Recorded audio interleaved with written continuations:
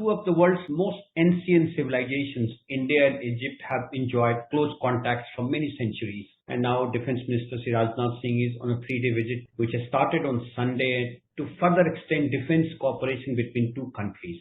He is carrying proposals that could see the revival of Egypt-India jet technology cooperation. Mr. Anuja, you have been watching Middle East and you know these countries very well. What significance do you attach to Defense Minister's visit of Egypt? Sanjay ji, I think it's a very important visit. Important, why? Because I see in this a revival of the India-Egypt relations to a new level altogether. As you are well aware that India and Egypt had a very special relationship which goes back to the late 50s and 60s. And then it was with Gamal Abdel Nasser, the leader of Egypt, and then the leadership of the time, which Jawaharlal Nehru and Indira Gandhi. And then, of course, because of geopolitical reasons, in the collapse of the Soviet Union, when we were no longer in a Cold War context and the non-aligned movement really declined, there was a lull in a way in the relationship between India and Egypt. But I think it's coming full circle now. The manner in which and the kind of meetings, the scope and the agenda of Defense Minister Rajnath Singh's meetings in Egypt, it reminds me of an attempt to revive, to put it another way, to rekindle the old romance. And so this does not seem to be just a visit of continuity of bilateral relationship. But I think there is something much more fundamental. It's being looked at in a much bigger scale, with Egypt being a regional power in the region, in the Middle East, and India, again, one of the major economies of the world. I think in this new context, both India and Egypt are looking at each other differently and with far more aspirations and ambition than before. And therefore, as I said, I think it is a revival of a relationship to a very high level. Indeed, it is a revival. Egypt is a key actor in the new network of alliances across West Asia, tying together India and Israel with the United Arab Emirates and Saudi Arabia. The coalition is critical to India's energy security needs as well as its long-term security interest in West Asia. So, as you have rightly pointed out, this visit should not be seen only as a visit of defense minister, but it's a revival of India-Egypt cooperation on different fronts. So how will this alliance, Egypt's position in West Asia, will help us in reaching out for our energy needs, for our security interest in West Asia? Well, in a number of ways. First thing, Sanjay ji, you have to realize the strategic importance of Egypt. It's a country which controls the Suez Canal, which is a main artery for trade between the rest of the world and Europe. And therefore, it acquires a special significance, a good relationship with Egypt. Second thing is, if you recall, there was once a very thriving defense relationship between India and Egypt. And when the Egyptians also bought Soviet origin weaponry, and we also had similar equipment. So at that time, when many Indian pilots actually went to train the Egyptian Air Force. And now you find, and we've still not got confirmation of it, whether it was raised during Raksha Mantri's visit, but the Egyptians have evinced interest buying the Tejas aircraft. And that is something, it is one of the countries which has shown interest in that. So I would not be surprised we have Tejas on the radar now in terms of adding altogether new dimension among the two air forces. Now that is a big possibility which is likely. Second thing, you have to watch that the Egyptians are very interested in new energy projects. So there's a hydrogen production project where the Egyptians are interested in the Sinai area. And this was raised not in this visit, but separately, parallelly, there are talks going on between External Affairs Minister S. Jaishankar in New York with the Egyptians where this issue was raised. So I think that is coming, the new energy is coming into another dimension in the tie-ups between India and Egypt. Just a small, I would like to recall, when I visited Egypt to interview former President Mohamed Morsi. Now, he had told me very clearly, he said, look, we are very interested in the BRICS, and we want BRICS to become E-BRICS, E for Egypt, that Egypt was very inclined to join the BRICS grouping of emerging economies.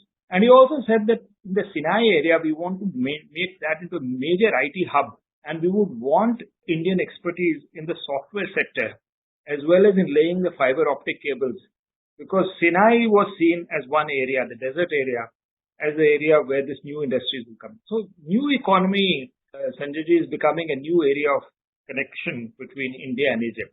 Third thing is geopolitically, as you mentioned. You see, we are entering into a multipolar era where once again there are going to be multiple power centers in the world. Israel will be one, but Egypt will also be one. And Egypt and Israel no longer are antagonistic with each other. And then you have the Middle East area, Iran will be one. And then you have Saudi Arabia and GCC as another. India will be one, China will be one, Russia will be one, and the US will be one. So when power has got diffused, Egypt has the potential of being a middle-level power. And therefore, it is important that countries like India bond with Egyptians, and Egyptians have an advantage of bonding with India, which not only has a potential of a regional power, but frankly, then into a global power. So I think it's a convergence of interest in multiple spheres between India and Egypt. And I would suspect that the visit of the Raksha Mantri is only one major, it's a pioneering step, but we are likely to see more in terms of even higher level visits. This could be setting the ground for possible summit at some point between India and Egypt. Absolutely. You touched upon the defense cooperation. Prime Minister Modi has been, giving major trust about defense equipment manufacturing in India. Egypt has become now the world's third largest arms importers, from 2016 to 2020 after Saudi and India, And India has a very tiny 0.2% share of the global arms export market.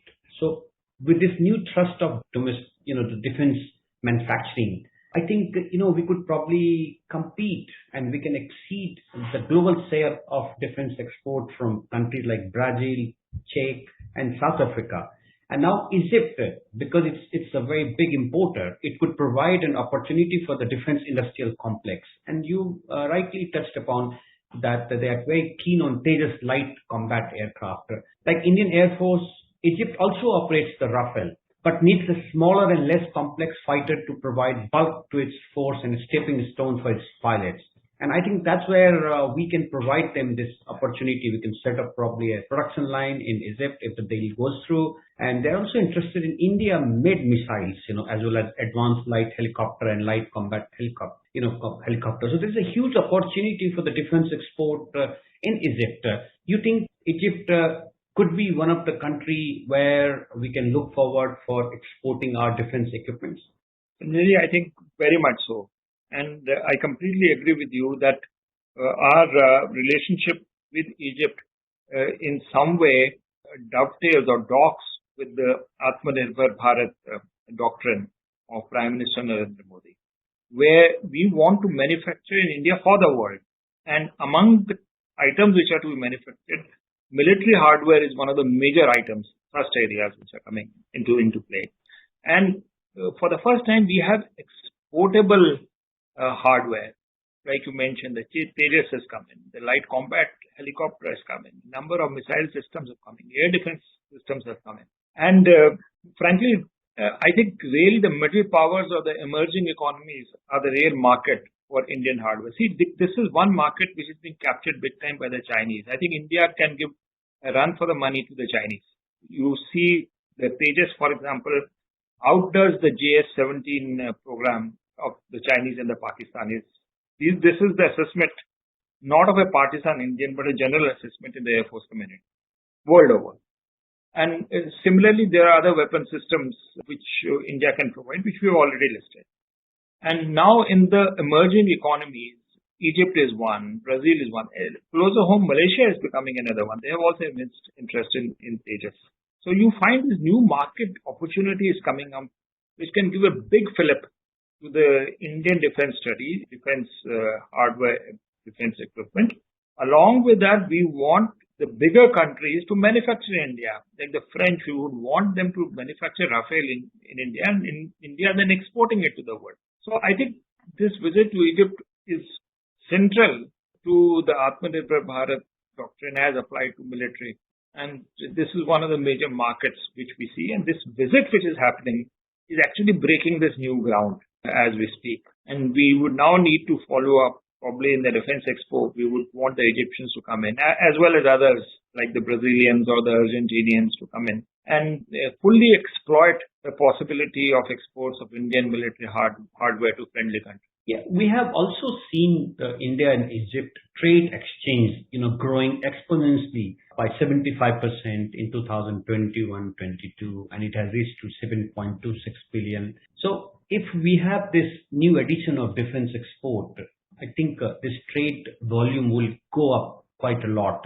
So, what are the other stuff which we are trading with each other in terms of like India exporting or India importing from Egypt?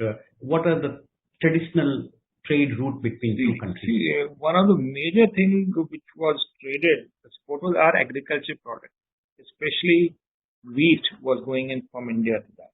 Tea was a very, very major export. I remember I joined a Indian tea delegation to Cairo a few years ago.